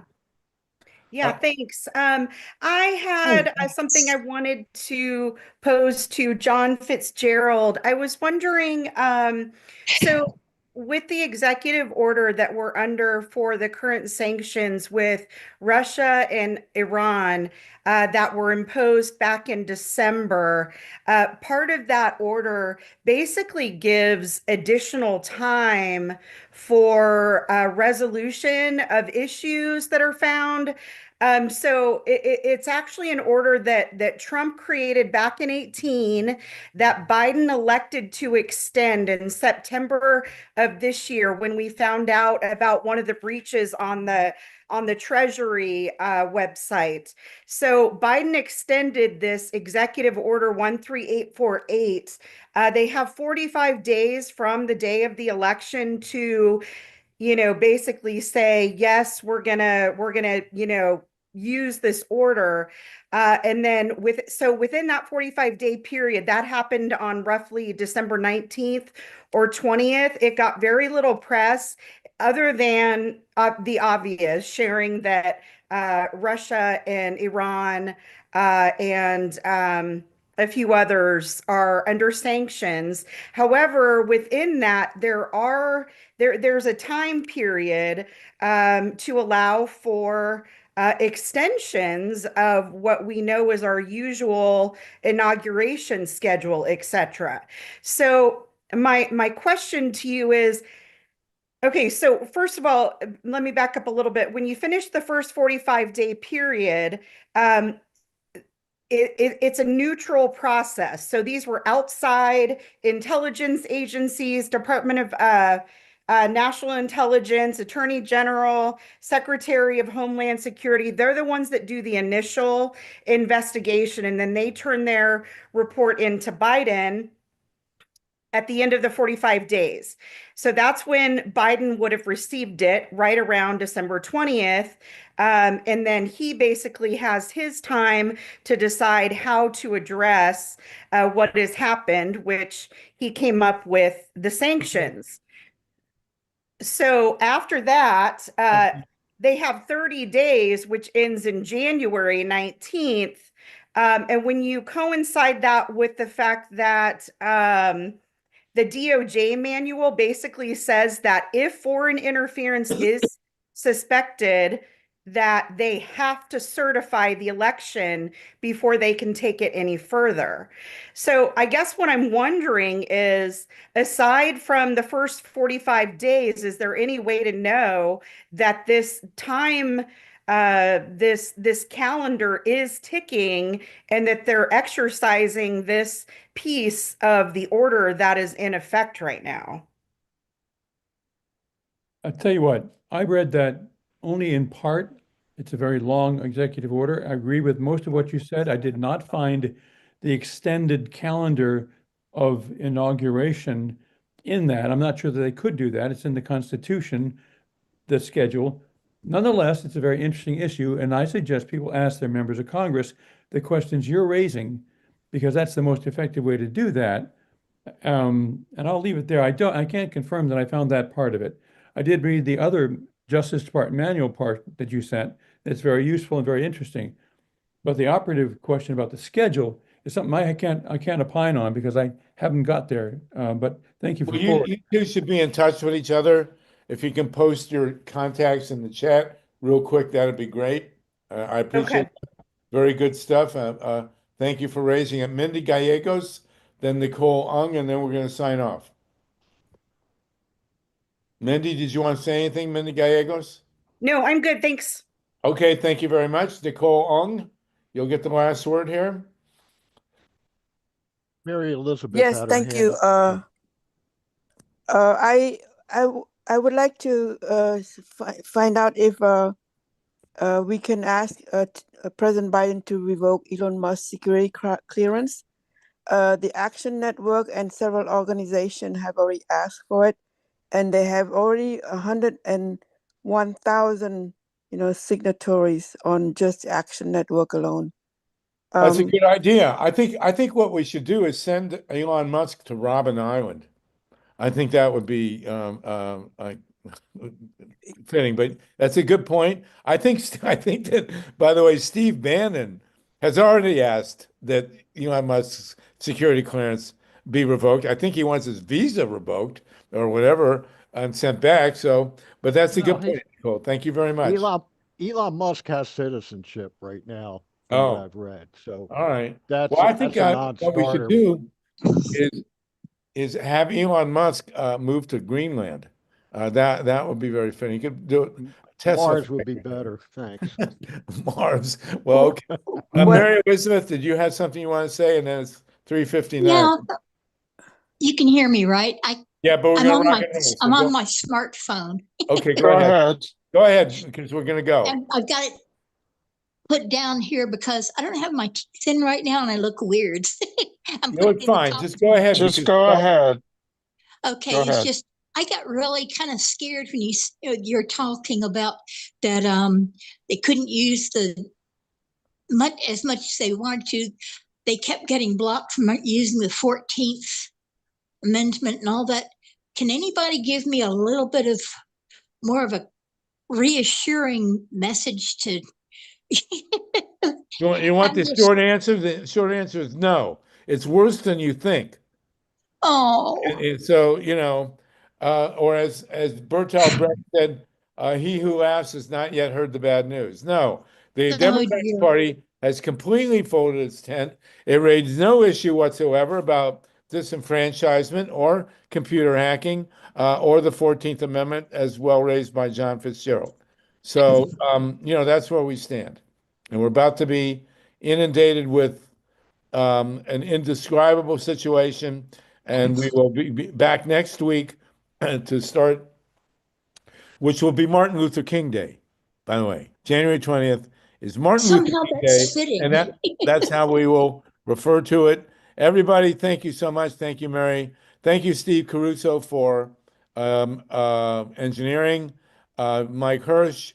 John Fitzgerald, did you raise your hand there for a last word? Just to say goodbye and thank you very much, Harvey. That's about it. That's about it for me too. Everybody, no nukes. let's shut these reactors down, and we're in for a wild ride, folks. So, hasta la vista and no nukes, and we'll see you in Solartopia. Take care, everybody.